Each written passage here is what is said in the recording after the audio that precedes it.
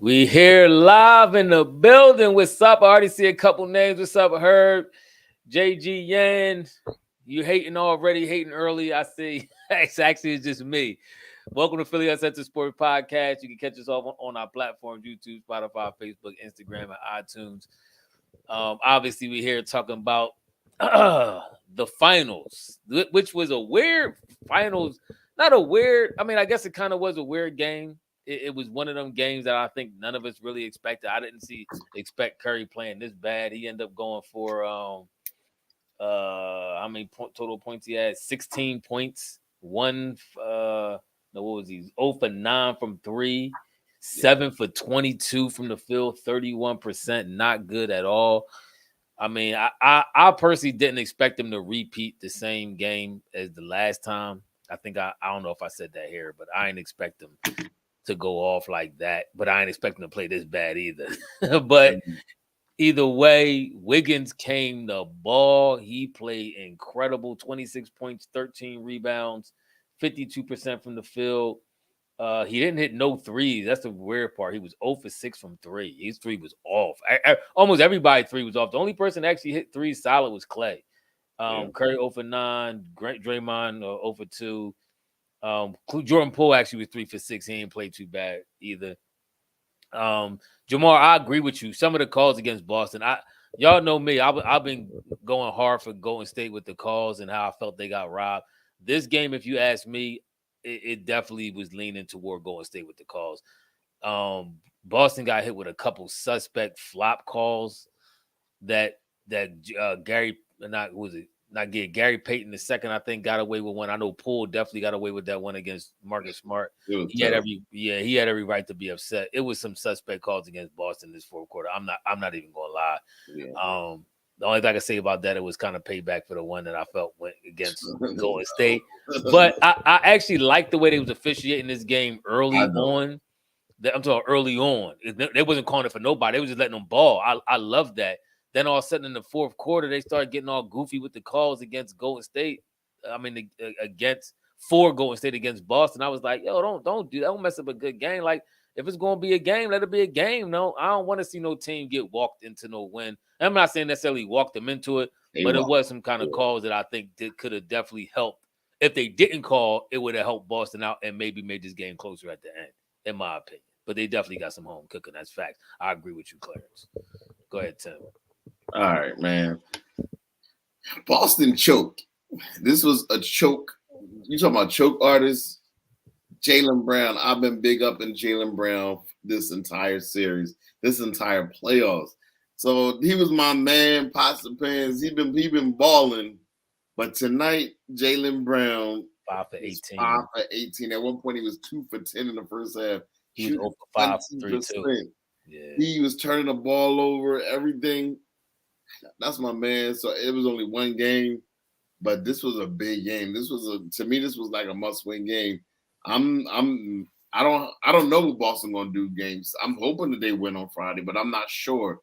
I mean, I expect them to win, but this was the game I thought they was gonna come out and win it. I thought they was gonna win it and take like full control over the series. And Steph didn't even play good. I think that's what's irritating most is Steph didn't play well. I mean, that Jordan Poole 3-pointer at the end of the third quarter was a dagger, man. That joint hurt. That joint hurt so bad. I mean, he hit that thing, and it was like that was the momentum shifter. I mean, Wiggins. This was the Wiggins, and in my opinion, this was the Wiggins and Poole game. I mean, Wiggins was dominant all the entire first half. He cooled off in the third quarter. Then they went and needed clutch buckets down the stretch in the fourth. He was just making layups and dunking. They couldn't stop him. Yeah, they couldn't.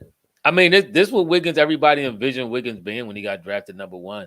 I think it was a Wiggins, Klay, and Payton game, if you ask me.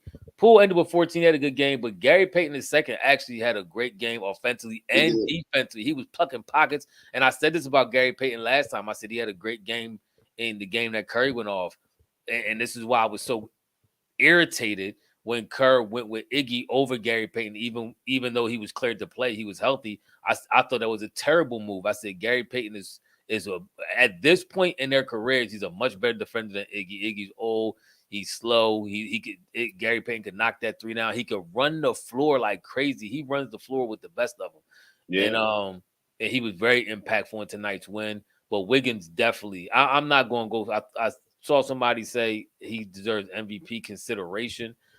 I'm not going to go that far. If they go 7 games and he plays like he did tonight, Game 6 and Game 7, I agree. Yeah, if they go 7 games and he's doing this again, because he would have to. He had 60 rebounds last game. He balled out last game. But balled out again this game. Okay. Curry didn't even show up.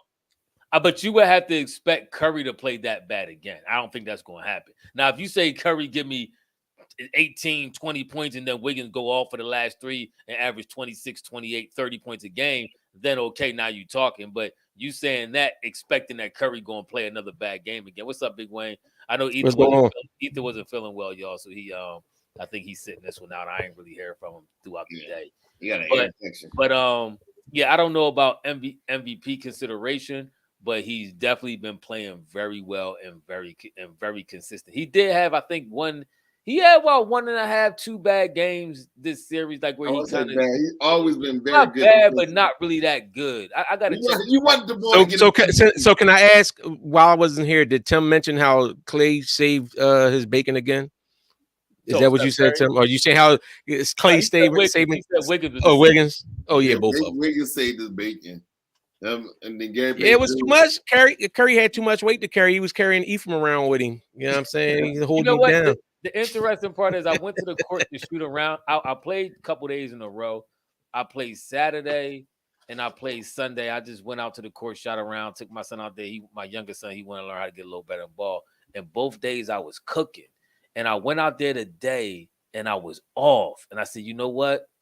Curry gonna be off tonight. Because every time we like did we connected. So I knew if I was missing, I knew he was gonna be missing. And guess what? He started. Did Golden State get a little bit? Did they get a little bit home cooking tonight? Oh, definitely. Oh my God. All right. Okay. I just was asking to make. I was asking to make sure because I'm looking because I don't like to do that with the refs. But I was like, no, I'm gonna do that. Listen, you know me, I'm the ref dude. I'm gonna call it the way I see it. If the refs are calling goofy, I'm gonna call goofy. They was calling goofy against Boston. I felt bad for Boston. There was a couple calls. Smart, they called the pool was flopping all over the place. And Smart, it was kind of funny a little bit. Wait a minute, real quick, because you talking about that play. That one play that irked me was when Klay pushed off, like shoved him all the way. It was like toward the end of the quarter, and Klay shoved him off, and then he was like wide open and hit the 3. But Boston still got to keep their cool though with that type of stuff. Like they compounded the mistake. The poetic justice of that is Smart is the career flop artist bull. He normally is the bull that hit everybody with that ball. So to kind of see it turn on him a little bit was kind of funny because y'all know Smart he could act like he got shot, like he got assassinated from somebody in the 13th row. So, but being real, them calls are suspect. They were. I'm not even going. This series going 7 games. It's going. Boston's going to get that same. Boston going to get that home cooking. I can see that. Like I said, I'm done calling games. I'm not calling no more. I can definitely see it going 7. You know what's funny? What's funny was I was hoping Ethan was in here. How many points did Boston score in the third quarter?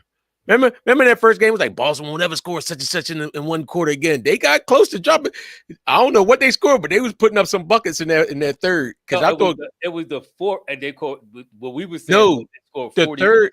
I know they scored 40 in the 4th before, but it was like the most like something. He was like they never gonna score like that again in a quarter.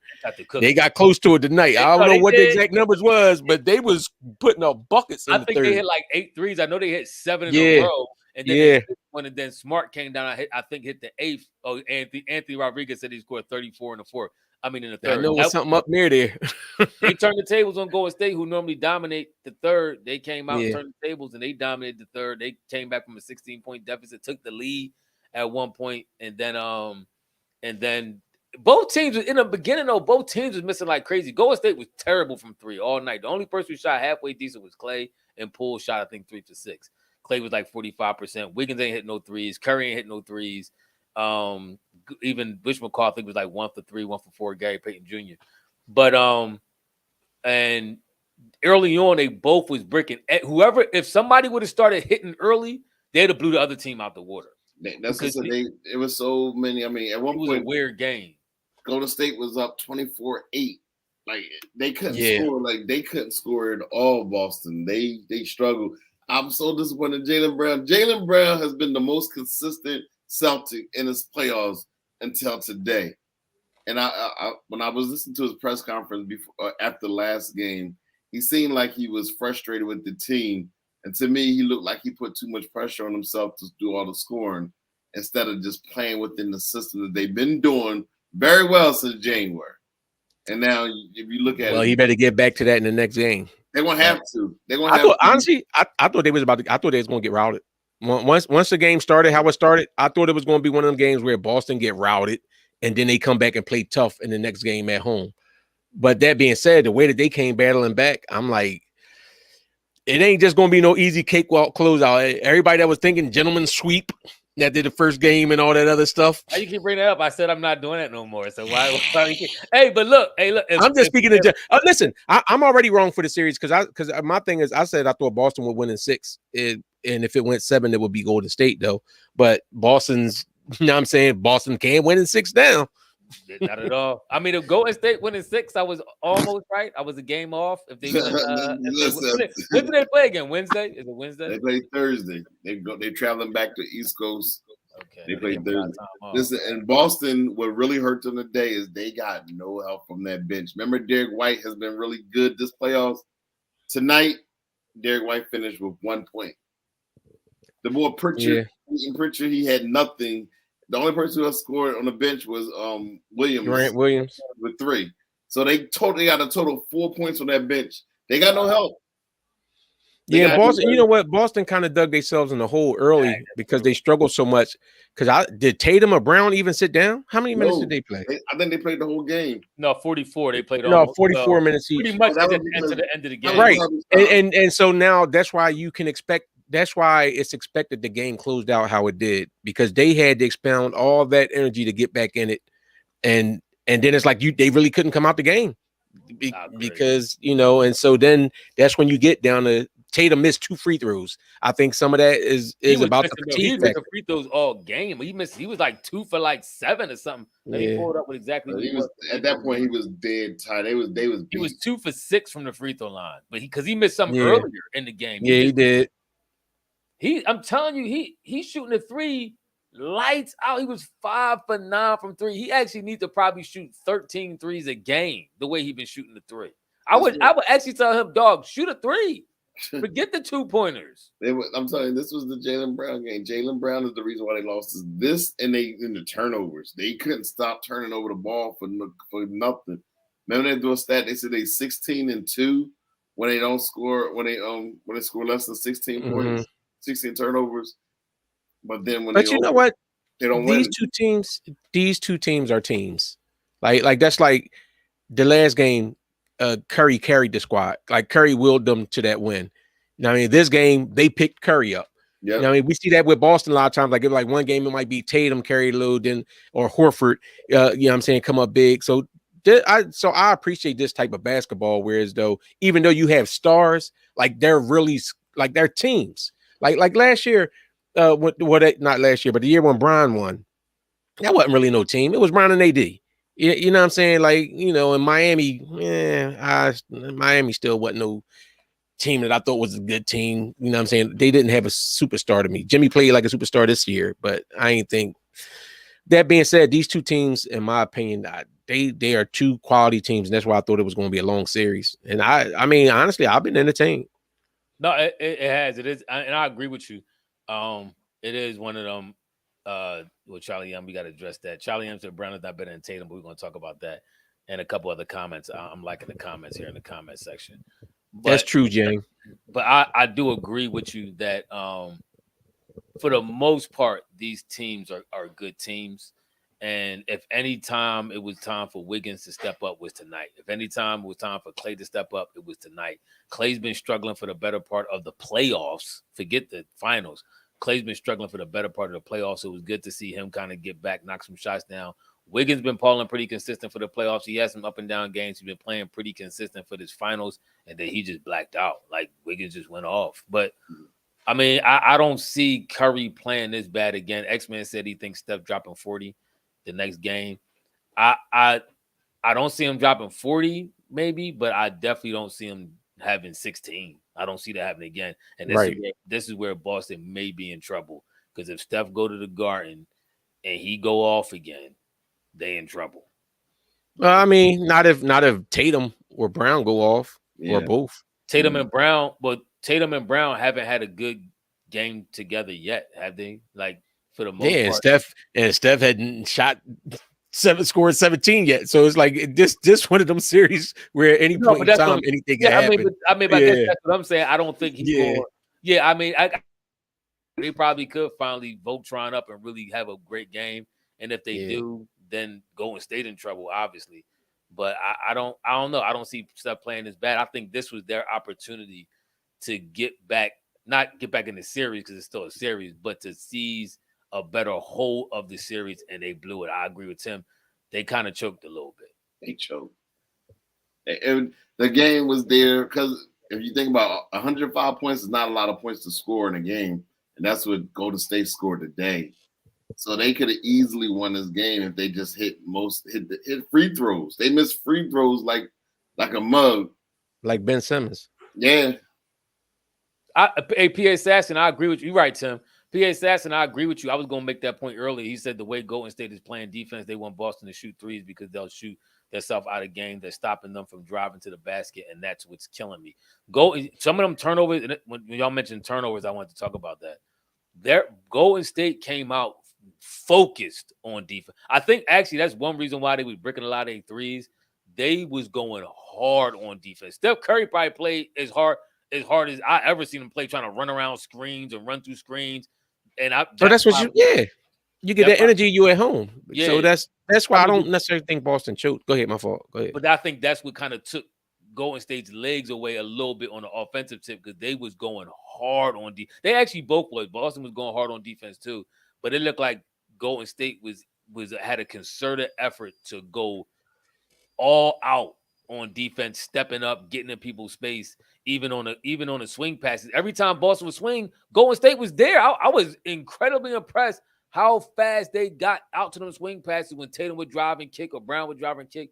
They was right there lickety split, and I think that kind of took their legs away. Guess what? It's easy to play that kind of defense when the refs is blowing the whistles in your favor. Yeah. So that's what I'm saying. Like, and you get a lot of turnovers sometimes when guys can play extra aggressive and force you to do certain stuff. So I do think that when it gets back to Boston, it might be a little bit of that Garden mystique. I don't even think if that's even what they call it no more. Is it TD Gardens that they play it now?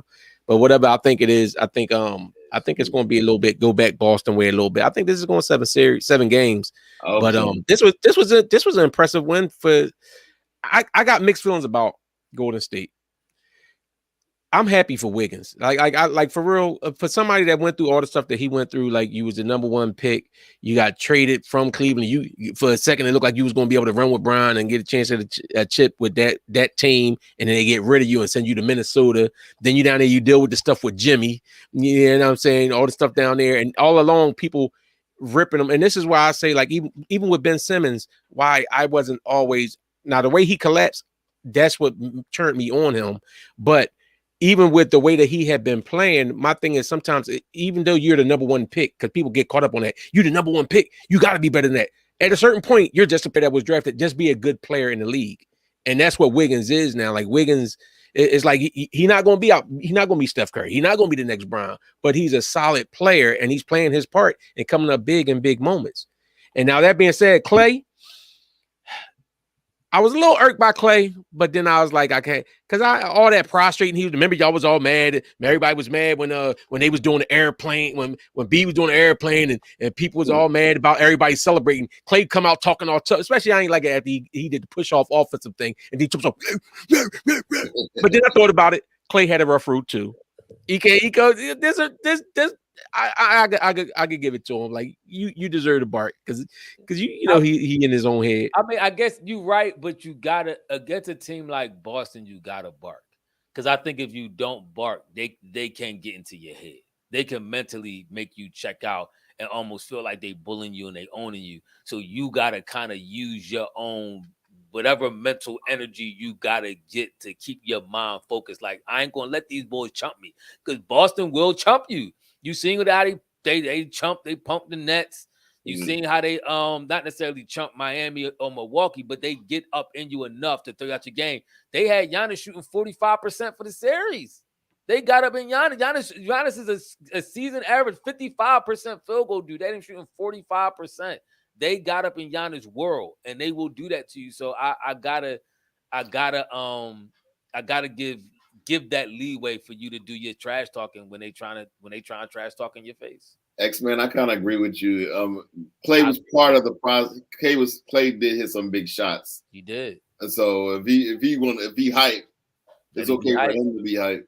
And I gotta give Draymond a little props because everybody been on him the last couple of games too. I agree. And they've been like, son, he shouldn't be doing no podcasts after the games. He talk too much. He thinks he's better. He thinks he's the new media.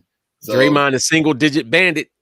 but he played a Draymond Green type game tonight. No, that's what I'm saying. This was a Draymond Green type game. This is his game. Is more so because he was dropping them triple singles on people. Think about it. His primary defender was that he was defending was Jaylen Brown, and Jaylen Brown had his worst game of the season.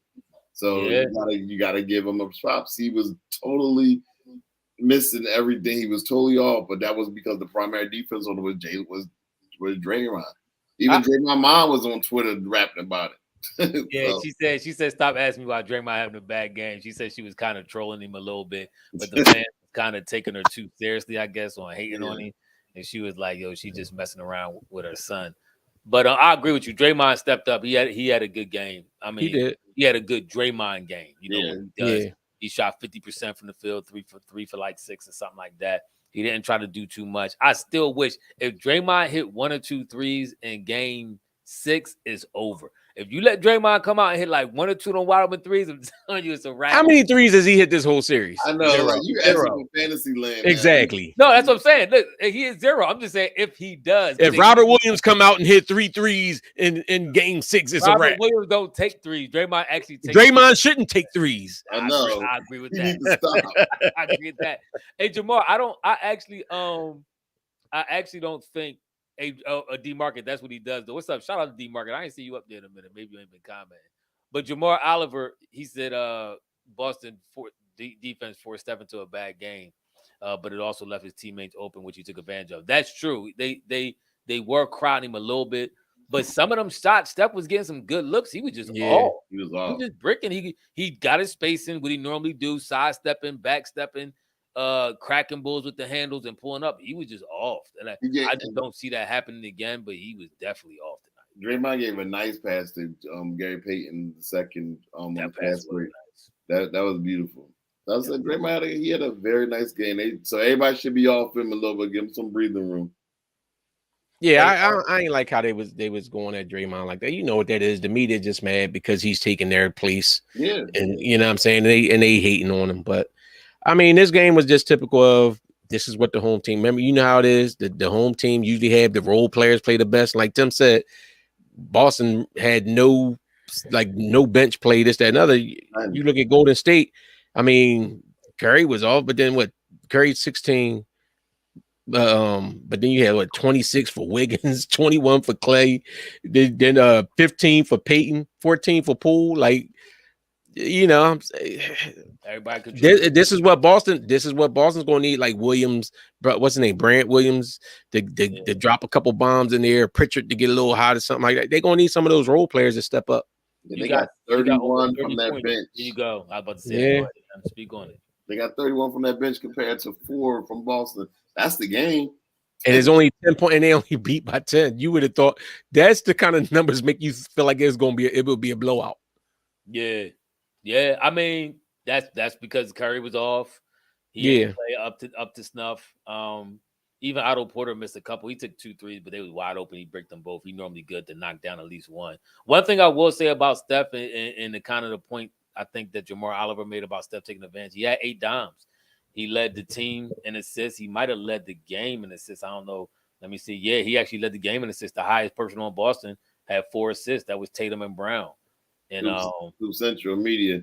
Yeah, and Curry. Yeah, Curry had led the team and the game in assists. So he definitely did what he's supposed to do. He had a couple nice passes. He was dropping some dimes, even though he was off. So that's how you still affect the game. when you're not playing well. He's good enough to still, drive and penetrate and kick and all that, and that's what he was doing. And yeah, Hoop Central Media. I agree. They definitely got home cooking tonight. It was a home dessert cooking like man. They got the whole nine, man.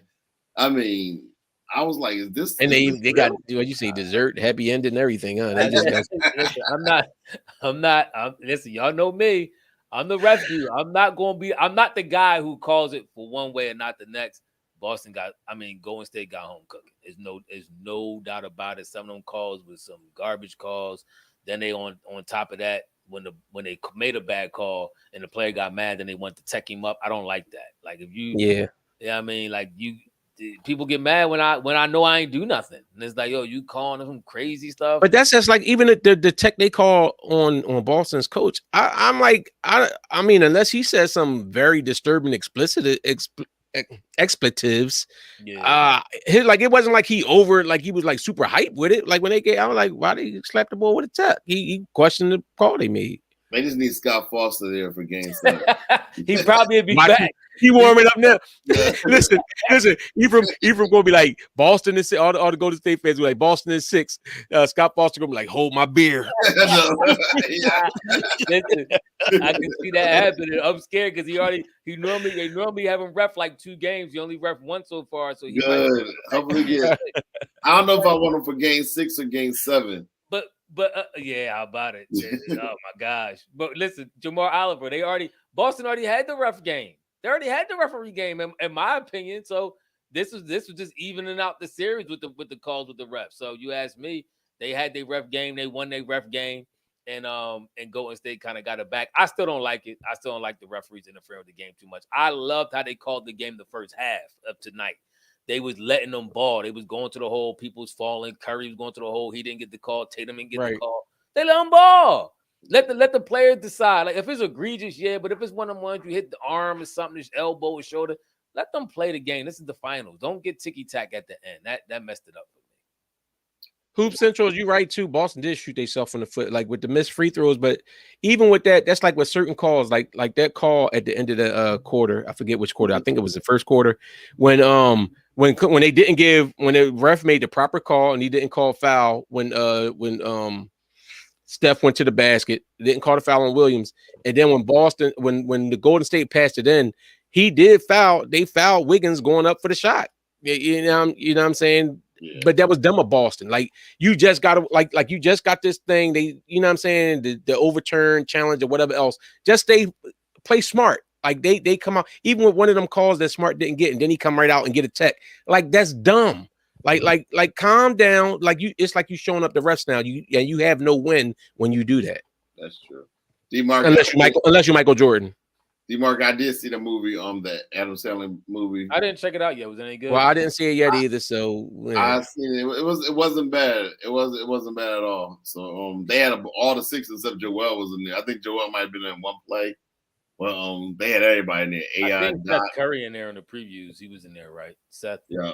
They had what's the one from Minnesota? It was a good basketball movie. It was. Hey, Assassin, I was thinking the same thing. That would be poetic justice. I would love it. I just because I want to see you from face.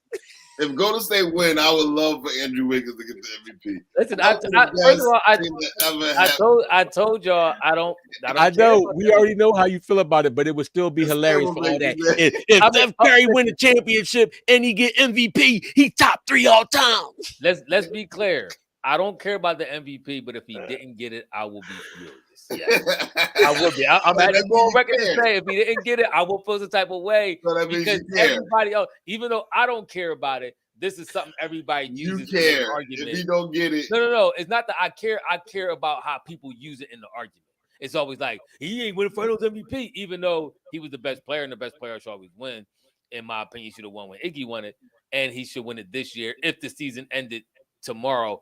Even if Wiggins has another monster game and Steph Curry gives you like 24, 25, and Wiggins has 28, Steph still should get it because he was the main catalyst of why they was even in some of these. No, because Wiggins was the most consistent player on that team. He plays a two-way player. He plays offensive and defense. And Curry has been playing great.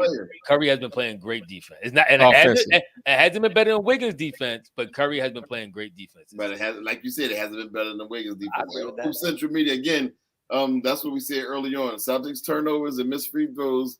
That's why we tied up the joint. They choked because they would have won. They would have had at least 15, 20 points if they just made free throws and they didn't turn the ball over 16 times. So that's all. They hurt themselves. Hey, JG Yang, he said he was going to be sick. I will be irritated. I definitely will be irritated because everybody going to try to use that, like I said, against him. Skip Bayless is a career hater. These media dudes, though, this is why they are dying breed. And because you see what I like about ESPN over Fox, everybody was mad when what's his name? Stephen A. Smith got rid of Max Kellerman off the show. Not everybody, but a lot of people was mad. And Stephen A. Smith said I didn't want to get to the point where it got stale. So I had to try to, kind of move on and see what anything will work. You wasn't getting rid of him. He built the show. He was all about him. So he decided to bring in JJ Redick, and now he got CJ McCullough on there. He got Pat Bev on there, who was great. But the Skip and Shannon, it runs the risk of becoming stale because Skip says the same takes over and over. They got a lot of the same takes. It's the same takes. It's like you listen to a show now, it's the same show that you listened to 6 months ago, a year ago. And it's like, yo, this is why y'all dudes like that becoming irrelevant, because then you listen to Draymond, and Draymond gives you game-by-game analysis without the same regurgitated points all over again where you digging up stats from 2016 or you digging up stats on LeBron James against Dallas, and it's the same repeated narrative over. It's like it's old. It's old and sickening, and the start now, you're going to get phased out because when they get these other dudes in here who really know what they're talking about, Pat Bev was very entertaining. I love seeing him on ESPN. Yeah. Herb don't like he miss Max. But see what you get with those guys is you get those guys that's so busy wanting to be right that they're going to spin the narrative or whatever. Like you said about like with Skip, he's going to hate so much because he wanted to be like he was right. I'll say for instance, for me, in the beginning when everybody was anointing LeBron, I wasn't all that sold on it yet because I was like, to me, he didn't have that heart yet. He didn't have, and I still felt he didn't early on until he went to Miami in that second year in Miami when he got mad. And actually, when Brian told everybody, he was like, "Well, I'm going home to my mansion, this, that, and other." I was like, "That's now he like y'all can kiss my behind, y'all not getting in my head no more." And I think that's when LeBron switched over to be Brian. You know what I'm saying? So, and that being said, I used to rip Brian and say all kind of stuff, mess with Ethan about him all the time. But after that point, I was like, I got to concede. Brian is that guy. Like.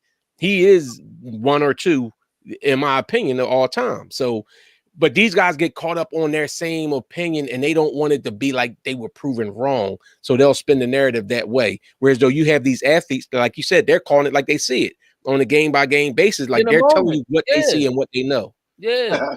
Yo, that's funny. What's that? He said they call him Jordan Poole, Jordan Peele for the acting job. That actually is very funny because he definitely did. The refs. They it's just gonna be one of them games when Boston send the tape to the league. Like, look at this. You have to. Don't give them nothing. Don't give them nothing. If Golden State was smart, they would have did the same thing when they felt they was getting gagged out of their calls. Boston definitely should do the same thing. I'm not a proponent of bad refereeing. I never liked bad refereeing. But Marcus Smart, if it had to happen to one person, that's the ball because that's poetic justice. It is. It is because he got us multiple times with it. Shout out to Hoops Country. He said, "Love your podcast, brothers. You are both informative, entertaining. Keep doing your thing. Thank you, bro. Shout out." That honestly, that's what for one, what y'all getting is an inside look at all the conversations we have in between us with Ethan, on the Polo chat when we talk all day. Y'all kind of getting the inside looking at that, and that's what we do. Like I'm very big on pulling stats and try to get the correct information. We'll call each other on it. We say something wrong. Trust me, we gonna hear about it the whole day. Yeah. But the thing is about these media dudes, and Wayne is right, or versus the players when you get on there, they go by. They understand that a player for one can get better. A player can develop, just like Wiggins. You're not going to stick and hold Wiggins to being, the Wiggins he was in Minnesota, or the Wiggins he was even when he first got to Golden State. He kind of had to, kind of get himself in the lineup acclimated, and now he's taking his game to another level. Why are you still bringing up stats about LeBron against Dallas, or Steph Curry against finals in 2016? It's like, it's just over-regurgitated stuff. But I love when dudes talk about the game in the moment. That's what it's about. We talking about now. We talking about how you can either add to your legacy or possibly take away from it. As long as you playing, just your career is fluid. It could go. It can't, like, a lot of times they say people can't go backwards. If you play bad enough, your joint can go back a little bit. You can fall down some ranks, in my opinion, anyway. But I mean, I love the new takes that I'm hearing from other dudes on other shows. I appreciate it. So I love the game. And right now, Steph has the possibility, even with the bad game tonight, if they win the series. If they go 7 and Wiggins have a game, there's 2 more games like he did tonight, he's going to get that MVP. But I doubt if that happens. But the scenario I put out there. But as long as they win this series, even if Wiggins does have a great finals and wins, it's still off the backs of Steph Curry that they're even here. So Steph Curry fans, you might get the haters. You're going to get the Skip Baylesses who still try to, discredit Steph. But I think everybody realizes Steph is the reason why they're here. It's like when they was trying to discredit LeBron when Kyrie hit the game-winning shot and all that kind of stuff like that. Or Ray Allen hit the game-winning shot against San Antonio.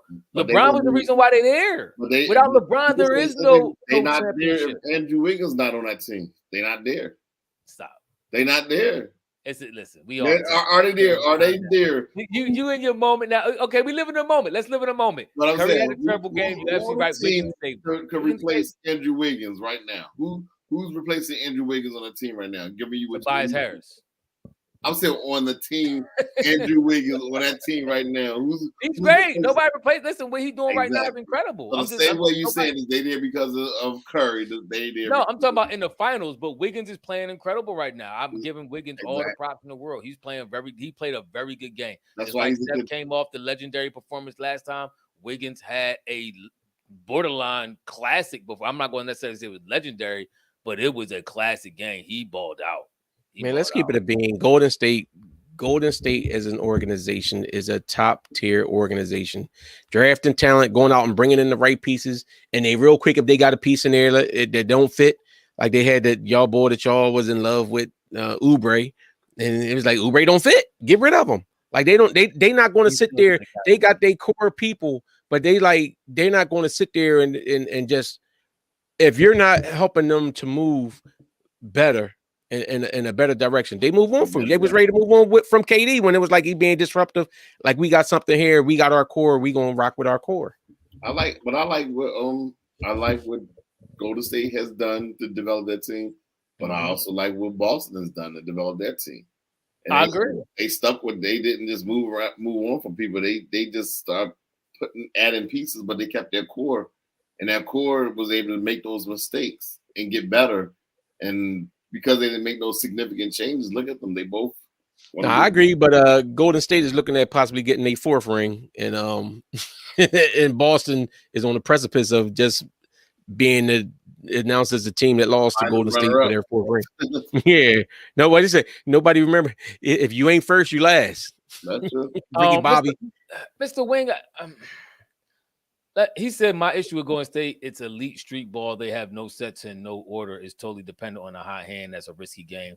Heck no! You don't think they got they got a system? Yeah, but their system is they a well-oiled machine offensively and defensively. When they are a team that constantly keeps moving. They cut, they move. It's all about movement. I remember I was listening to Draymond Green podcast. I don't know if it was his or he was on some else, John, but he was talking about when Kerr first got there, and he was kind of telling them, pass the ball in the practice, pass the ball, and he was like, yo, like, all right, at a certain point though, you give it to your star, Steph Curry, he isolate, he do his thing, and he was like, no, I don't want that type of basketball, and he kept telling them, pass the ball, keep it moving, keep cutting, keep it moving. So they do have a system that they run. It may look a little unorthodox because nobody else really run it like that, but they actually have a system that they run of cutters, who cut, when they cut, how you cut. Some people flank out to the outside, some people cut, because you notice everybody ain't doing the same thing. If it was, and they get particular and they get the particular players that fit it, because Oubre didn't fit that system. It wasn't like Oubre went to Carolina, he went to Charlotte, and he could play. Oubre can play in certain places, but he can't fit their system. They have a system. I agree. X-Man. Anytime you start a post with saying "good point, Tim," you automatically gonna go on the board. Somebody said that about me because I've been dropping dimes tonight. So good point. The Sixers got greedy and traded away their talent. They did. Ethan actually brought that up. We're not going to put Ben in that because it's not like the Sixers didn't give up on Ben. Ben gave up on the Sixers. The Sixers were still begging. The Sixers still begged Ben to come back and play. Ben left, so I'm not putting Ben in the same category with Markelle Fultz and Okafor. You had to get rid of somebody because you drafted Embiid. You had Embiid and Noel. Where was Okafor going to fit in? I never liked that pick of Okafor in the first place myself, because I'm like, why are we drafting all big men and we needed guards and shooters? I do agree with that a little bit, because when we got too fast with Markelle Fultz, I still think we should have gave him a little bit more time. I agree with that. But for the most part, I agree with you saying with Ben and with Okafor and all that. But I think we held on to some people too long, like the coach and TJ McConnell, but that's a whole nother conversation for a different day. Jamar says, but Ephraim, is not about why they're there. Finals MVP is about why the team won. Regardless of who does what, Steph Curry is the main driving force behind the team winning. He still gets most of the attention. He still allows the attention that he draws. You still never really put one player on him. Even though there's kind of still guarding him mainly with one, you still have more eyes on him. What they call him, the 8-eye guy, where you got at least 4 people with eyes on him, kind of staring at him, making sure he ain't going to kill you. They still kind of doing that, which is still allowing, I think it might have been you, Jamar, that touched on it earlier, about how he still impacts the game even when he's not playing well, because the defense is checking for him. He's the reason why they win, even if he's not scoring. And that's why he was able to drop 8 assists. Who playing stuff in the background? See, that's how come that bot. Watch that bot go end up showing up. See, that's Tim. Watch the bot end up showing up now. What did you watch? No. JG Yank says, if they win, do you think Golden State returns to the finals next year? Nope. This is it. This is the last round. Only reason why I can't say no is because they do still have some young players. Steph still playing on that level he's playing. If Klay can get better, because Klay wasn't great this year, but he's just like his first year back from that. And Golden State has a front office that will make moves. So I'm like, they're a dynasty for a reason. Win, lose, or draw this championship series, Golden State is a dynasty.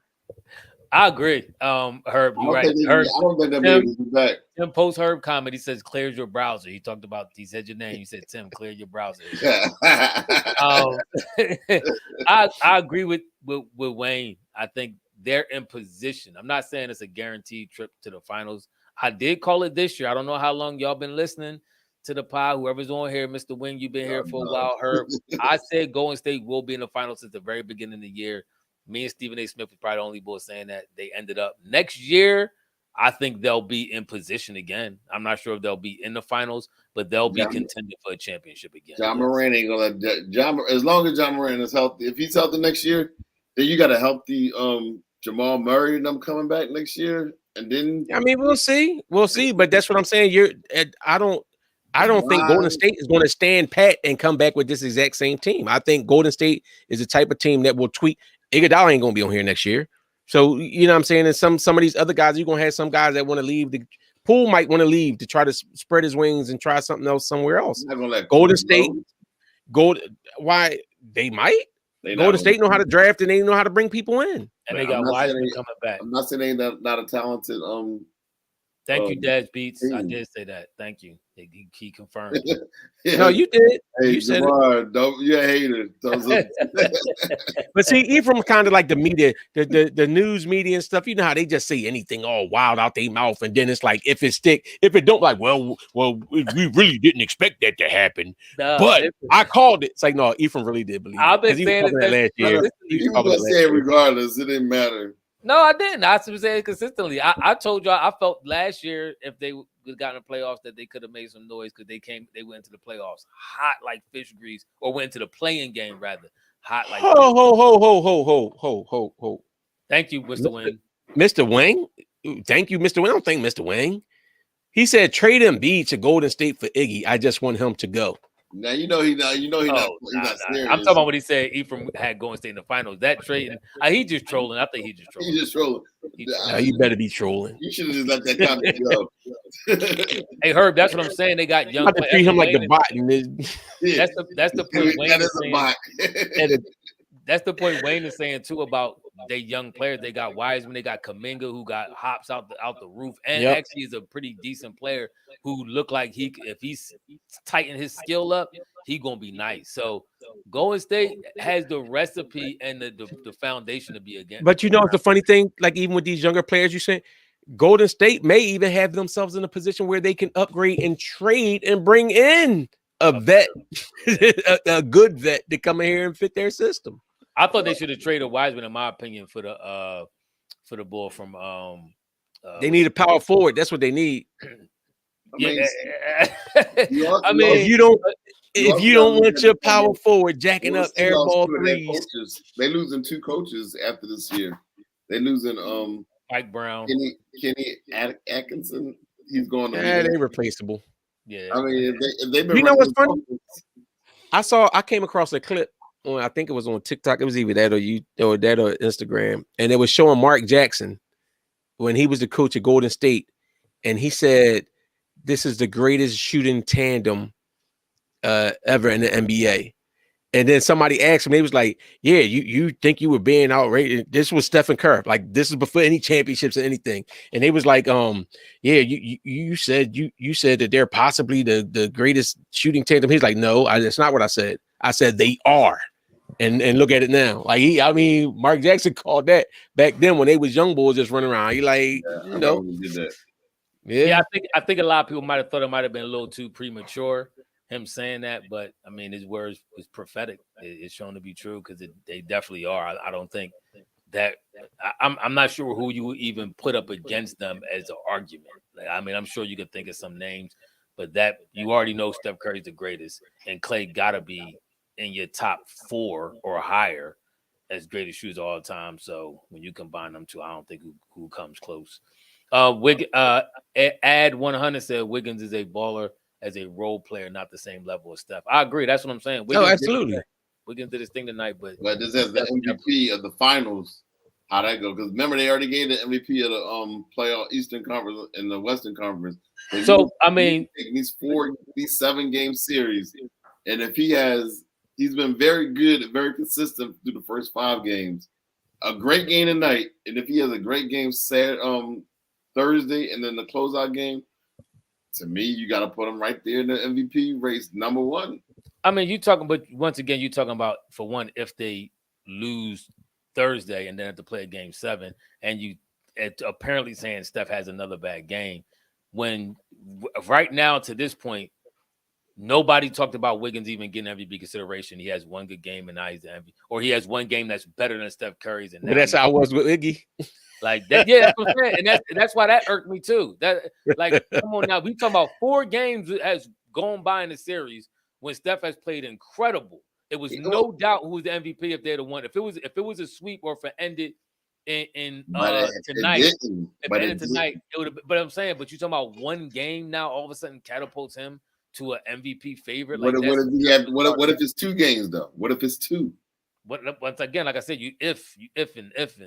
Well, what if it's 3? Oh, wasn't you just talking about some if Steph wins the championship? Yeah. So now you can only when you want to talk about. So what's the chances of you and Wiggins playing better than Curry for the last 3 games? Ain't that some ifs? No, I play better. Maybe he plays equal. But exactly. If he play equal, he not winning. Maybe if he plays equal on offensive and then better on the other side of the ball.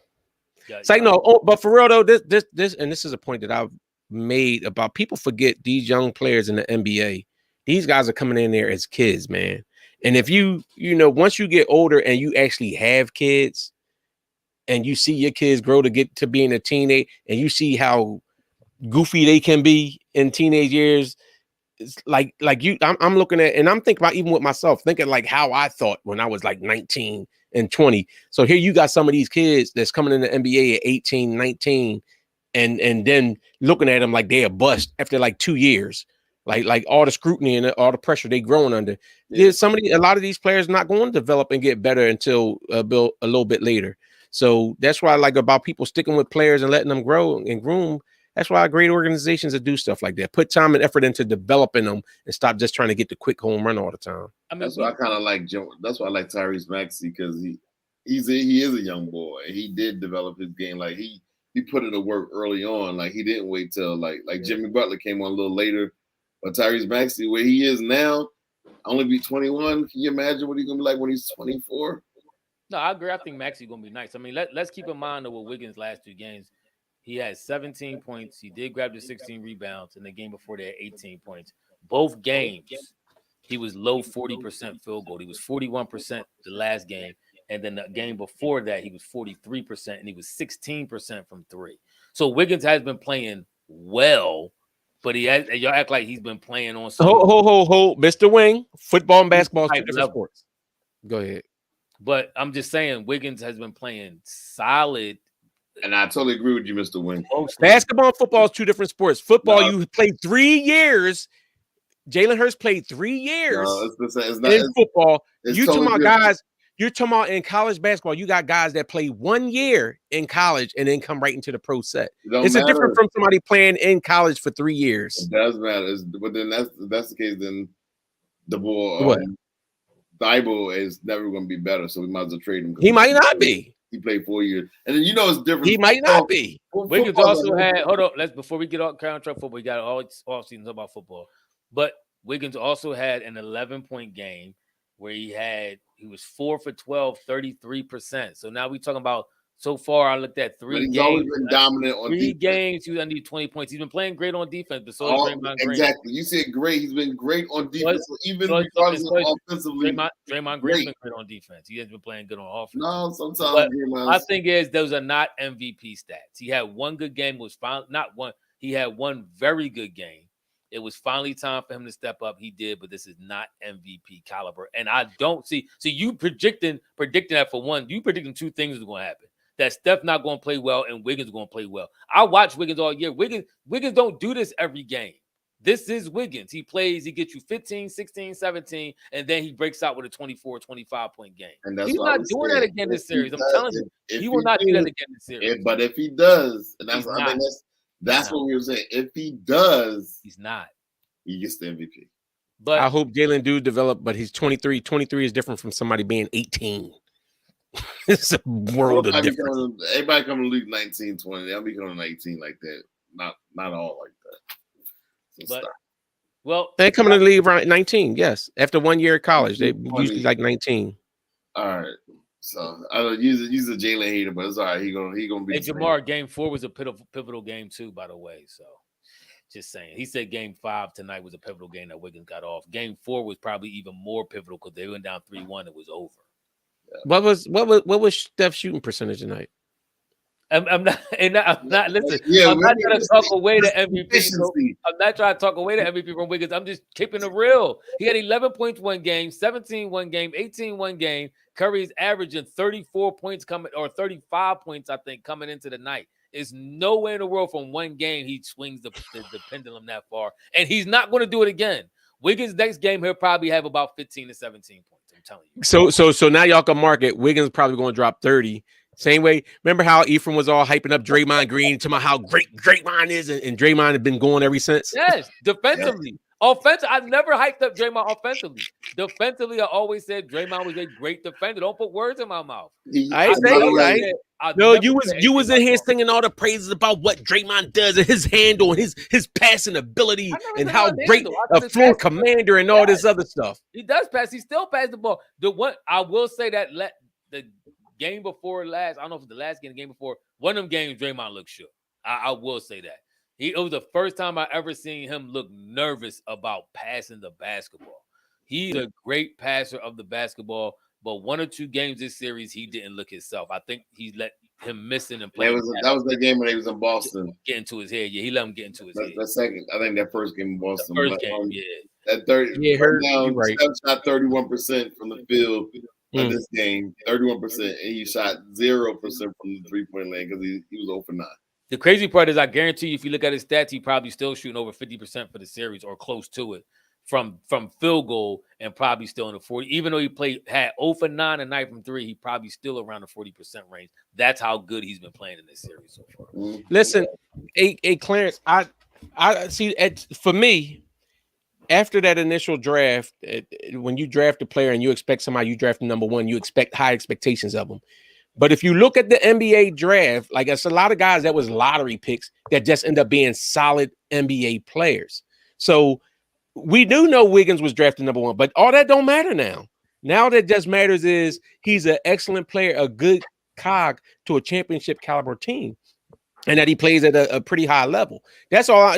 Sometimes we got to get over that. Like we honestly, even when it comes, that's why I felt the same way I felt about Toby.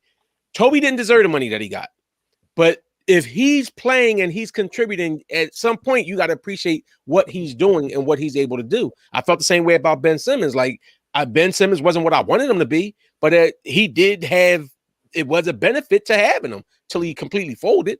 But it was like, I get it. He's not living up to the number one status, but he's not a bum and he can still play. So that's what I'm saying. Like when I talk about these players, sometimes we got to get past that. Like, you know what I'm saying? Especially if they on the second or third contract or something, like, hey, you know, now they're just an NBA player. What can they bring to your team? I agree. No, Herb, I am caping for Steph Hart. Yes, I do agree. Yes. All right, y'all, we're going to wrap this thing up. Yeah, Herb, he going to be mad if Steph don't win. He going to cry in the car and watch. He gonna be Steph, I got this shirt on. It's a reason why I got this shirt on. Did you have that shirt on last pod? No, it was legendary. This is legacy. So this is he's playing for his legacy right now. His legacy is all wrapped up into this. Next game, he's definitely a Hall of Famer. Steph will have 30 plus points. If they win, it instantly catapults him into the top 10. But we'll see what happens come Thursday. All right. Listen. Shaq, by the way, says Steph is in his top 10 already. So. Y'all know how to catch us on all our platforms. Don't forget to like, comment, and subscribe to the channel. Hit the notification bell so you know exactly when we're gonna be logging on. So we'll catch y'all Thursday night after the game. Thanks for watching. We out. Deuces.